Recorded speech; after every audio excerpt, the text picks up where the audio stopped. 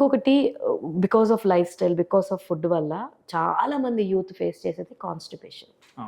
All gut issues అంటే gut అంటే పేగుకు సంబంధించిన విషయాలన్నీ కూడా ఈధర్ ఇన్ఫెక్షన్స్ అవ్వచ్చు, ఈ రెగ్యులర్ మీరు చెప్పినట్టు ఈ కాన్స్టిపేషన్ కానీ అంటే మలబద్ధకం కానీ లేకపోతే గ్యాస్ ట్రబుల్స్ కానీ అన్ని కూడా ఏదర్ ఫుడ్ ఆర్ వాటర్ తో అంతే అంతే. మన ఫుడ్ అండ్ డైలీ హ్యాబిట్స్ మార్చుకుంటే చాలా బెటర్ అవుతాము. దాంతో పాటు మీరు టైం టు టైం ఏమంటారు డిసిప్లైన్డ్ గా తినమంటున్నాం.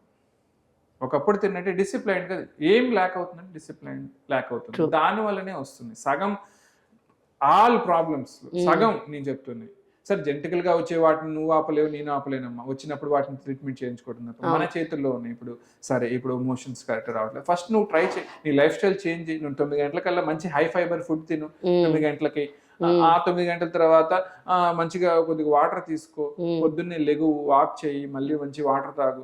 అలాగా ట్రై చేయాలి. కాన్స్టిపేషన్ కి fibre rich diet, high fibre diet, ఏయో పెద్ద పెద్ద డైట్లు న్యూట్రిషన్ ఏయో చెప్తుంటారు. అవసరం లేదు. మనకి స్వీట్ పొటాటో ఎక్కడ దొరకదు, కీరా ఎక్కడ దొరకదు, క్యారెట్ ఎక్కడ దొరకదు, మనకి ఇంకా ఎక్స్పెన్సివ్ కాదు. ఫస్ట్ ఆఫ్ ఆల్ నువ్వు ఒక మిడిల్ క్లాస్ మంది ఎట్లా చేయాలి, ఇంటి దగ్గర దొరుకుతాయి, మన సంతలో దొరుకుతాయి మనకి ఎవ్రీ టైం.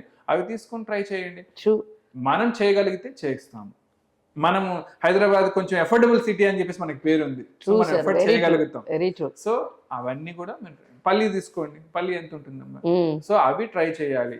సింపుల్ రా, మన హెల్త్ కి మనమే రెస్పాన్సిబుల్, వేరే వాళ్ళు కాదు. ఇప్పుడు పెళ్లి అయితే ఇప్పుడు నా హస్బెండ్ చూస్తాడా లేకపోతే నేను హస్బెండ్ కాబట్టి మా భార్య చూసుకుంటుందా అనేది కాదు. ఎవ్రీబడి, పిల్లవాడికి నువ్వే, పెద్దవాళ్ళకి నువ్వే, ఎవరికి వాళ్ళే. ఇప్పుడు అన్నిటికన్నా కావాల్సింది హెల్త్ అవేర్నెస్.